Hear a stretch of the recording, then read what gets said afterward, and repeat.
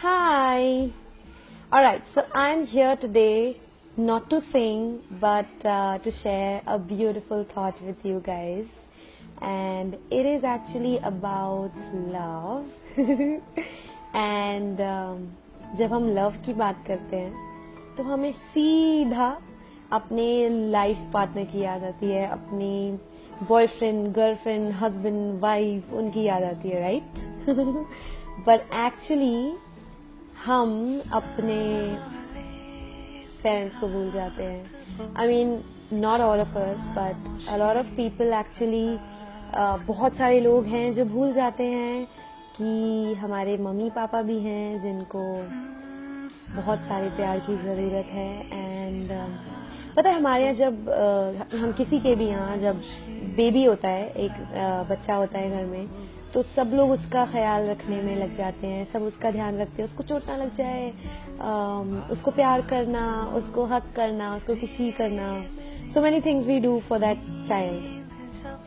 But you know what, वो जो care हम एक बच्चे की करते हैं, एग्जैक्टली वो केयर हमारे जो बूढ़े माँ बाप होते हैं, उतनी ही केयर की ज़रूरत उन लोगों को ज़रूरत होती है. आई थिंक हम सबको उन लोगों की केयर करनी चाहिए, उन बूढ़े माँ बाप की जिनको हम भूल जाते हैं. यू नो, जितनी केयर वो बच्चा डिजर्व करता है, छोटा सा बेबी, उतनी ही केयर हमारे माँ बाप, बूढ़े माँ बाप स्पेशली डिजर्व करते हैं. आपको पता है, मैं एक स्टोरी सुनाती हूँ. देयर वॉज दिस लेडी, वो मुझे एक्चुअली मम्मी पापा ने दोनों में से किसी एक ने स्टोरी सुनाई थी कुछ टाइम पहले, और मुझे बहुत दुख हुआ ये सुनकर. Actually what happened, there was this old lady, वो उनको कॉफ हो गया था. वो सारा टाइम खांसती रहती थी और सबको दिखा लिया, सारे डॉक्टर्स को, वो ठीक ही नहीं हो रही थी. तो एक बहुत समझदार डॉक्टर आए और उन्होंने सारे चेकअप्स किए, टेस्ट वगैरह किए, तो पता चला उनको एक्चुअली ऐसी कोई बीमारी नहीं है.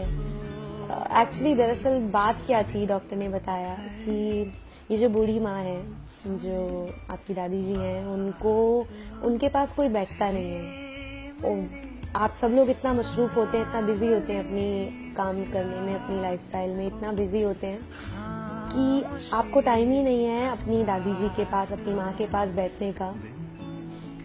इसलिए वो आपकी अटेंशन ग्रैब करने के चक्कर में खांसती रहती है, ताकि कोई आए, उनको पूछे कि अम्मा, दादी, बड़ी मम्मी जी, आप पानी लोगे, कुछ खाओगे.